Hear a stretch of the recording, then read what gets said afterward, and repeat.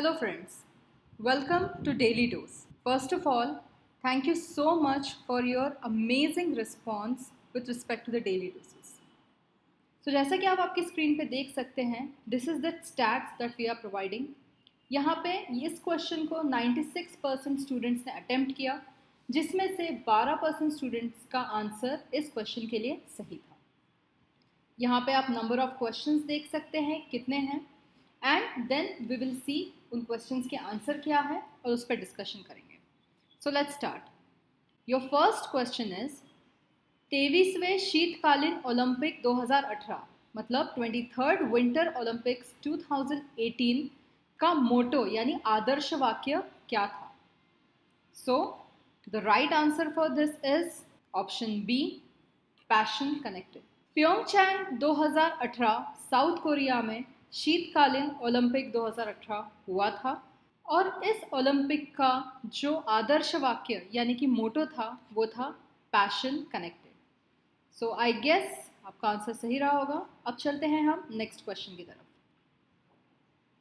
Your next question is संघीय budget यानी कि फेडरल बजट में राजकोषीय घाटे यानी कि फिस्कल डेफिसिट का मतलब क्या होता है. संघीय बजट में राजकोषीय घाटे का तात्पर्य क्या है. सो इसके हमको 4 ऑप्शंस दिए गए थे. इसमें से जो करेक्ट आंसर है वो है option number first, that is difference of total receipts excluding total expenditure and loan assumptions. कुल व्यय और ऋण ग्रहण को छोड़कर कुल प्राप्तियों का अंतर. अब राजकोषीय घाटा या फिस्कल डेफिसिट होता क्या है. ये एक डिफरेंस होता है जो कि कुल व्यय और ऋण ग्रहण को छोड़कर कुल प्राप्तियों का अंतर बताता है. आपने ये वर्ड काफ़ी टाइम सुना होगा when the budgets are discussed. So इसको और दूसरी तरीके से समझाया जा सकता है कि फिस्कल डेफिसिट या फिर राजकोषीय घाटा exceeds the total receipts of total expenditure. इसको अगर हम फॉर्मूले में देखें तो फिस्कल डेफिसिट का एक फॉर्मूला आप देख सकते हैं यहाँ पे दिया गया है. उसके अकॉर्डिंग राजकोषीय घाटा राजस्व घाटा पूंजीगत व्यय और गैर ऋण की सृजिती पूंजीगत प्राप्तियों से मिलकर बनता है. इसमें रेवेन्यू डेफिसिट यानी राजस्व घाटा और पूंजीगत व्यय यानी कैपिटल एक्सपेंडिचर इनका एडिशन होता है और इसमें से डिफरेंस लिया जाता है गैर ऋण के सृजित पूंजीगत प्राप्तियों का, that is capital receipts generated from non debt. So ये था आपका सेकेंड क्वेश्चन. आई होप आपका आंसर सही रहा होगा.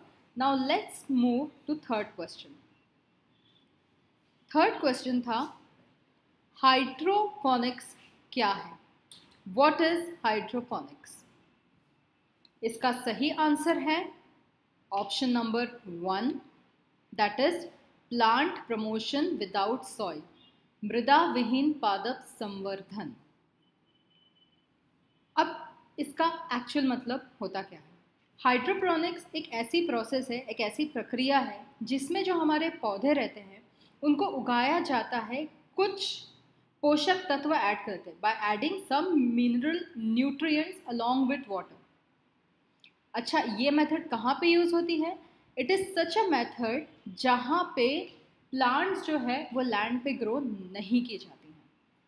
So that was the definition of hydroponics, मृदा विहीन पादप संवर्धन. चलिए अब बढ़ते हैं हमारे आगे क्वेश्चन की तरफ. India state of forest report 2017 के अनुसार देश के कुल भौगोलिक क्षेत्रफल का कितना प्रतिशत वनाच्छादित है. That is according to the India state of forest report 2017, what percent of total geographical area of the country is forest covered. पूरे हमारे देश के जोग्राफिकल एरिया में से फॉरेस्ट का एरिया कितना है, फॉरेस्ट ने एरिया कितना कवर किया है, that is what this question is asking. So अब इसका आंसर है ऑप्शन नंबर बी, 21.54%. So 21.54% मतलब 7,08,273 स्क्वायर किलोमीटर. इतना एरिया हमारे देश में फॉरेस्ट से कवर्ड है. ये रिपोर्ट पब्लिश की गई थी इंडियन फॉरेस्ट सर्वे में, और आज अगर हम देखें तो ये 15th रिपोर्ट है इस कैटेगरी की। So this was the answer to this question. Now अब हम चलते हैं हमारे क्वेश्चन नंबर 5 पे। Who is consider the father of duplicity? द्वैध शासन का जनक कौन किसे माना जाता है? So for this your answer is Linus George Curtis, sir Linus Curtis. इनको माना जाता है the father of dual role. Father of dual role या ड्यूअल गवर्नेंस को अगर हम देखें तो ये कब स्टार्ट हुआ था?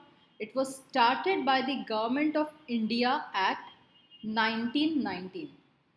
इसमें जो प्रोविंशियल सब्जेक्ट है, मतलब जो प्रांतीय विषय थे, उनको 2 भागों में बांटा गया था। एक था आरक्षित विषय और दूसरा था हस्तांतरित विषय। सो आई होप आपका इसका भी आंसर सही रहा हो। अब बढ़ते हैं हमारे छठे क्वेश्चन की तरफ, और वो क्वेश्चन है 1927 की बटलर कमेटी का उद्देश्य क्या था? What was the purpose of Butler Committee of 1927? इसका करेक्ट आंसर है ऑप्शन नंबर डी, भारत सरकार तथा देशीय राज्यों के मध्य संबंधों को सुधारना। बटलर कमेटी 1927 में फॉर्म हुई थी। इस कमेटी का जो उद्देश्य था, जैसा कि हमने डिस्कस किया, वो था इंडियन गवर्नमेंट मतलब भारतीय रियासतों और भारतीय सरकारों के बीच एक रिलेशन को स्थापित करना। So that is your answer for this question. Let's quickly move to the 7th question. तो हमारा क्वेश्चन नंबर 7 है, किस इंस्टीट्यूट ने इंडिया का first super critical carbon dioxide Brayton test loop facility विकसित किया था? आपके ऑप्शंस हैं IIT Kanpur, IIT Mumbai, IIT Delhi और आईआईएससी। सो इसका करेक्ट आंसर है आईआईएससी। आईआईएससी जो कि बैंगलोर में है, यहीं पे super critical carbon dioxide Brayton test loop facility का इनॉग्रेशन हुआ था। मोर ओवर, ये टेक्नोलॉजी ऐसी है which is coupled with the solar heat source, जो कि क्लीन एनर्जी जनरेट करेगी। अब क्लीन एनर्जी कौन कौन सी होती है? Like solar thermal energies are known as your clean energies. चलिए अब चलते हैं नेक्स्ट क्वेश्चन पे, दैट इज क्वेश्चन नंबर 8। आपका क्वेश्चन था, किस महिला मुक्केबाज ने, which female boxer has won 48 kg of Indian Open boxing tournament in 2018? किस महिला मुक्केबाज को 1 फरवरी 2018 को इंडियन ओपन बॉक्सिंग टूर्नामेंट में 48 किलोग्राम भार वर्ग में फिलीपींस के जोसी गैबोको को हराकर स्वर्ण पदक जीता था?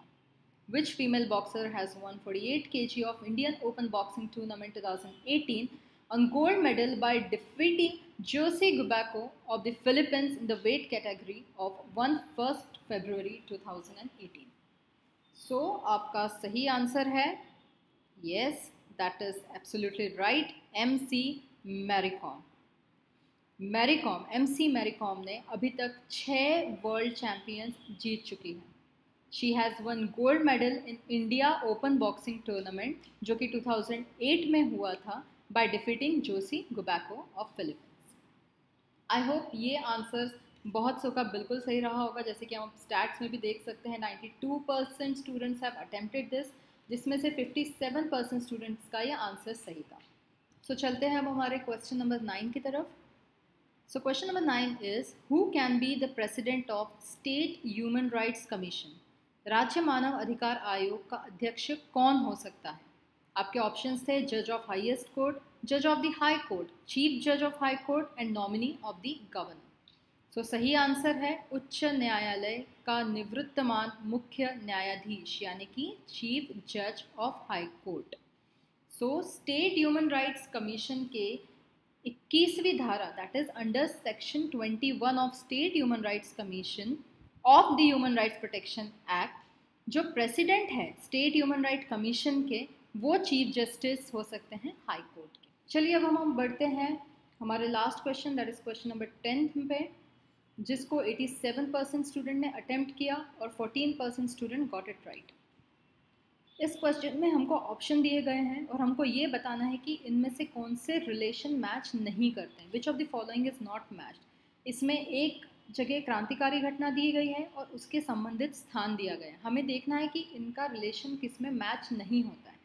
आपका फर्स्ट ऑप्शन है Rand and Ayerst massacre in Bombay, second option है Jackson massacre in Nashik, third option है colonel Wyllie massacre in London, and आपका फोर्थ ऑप्शन है general Dyer killings in London.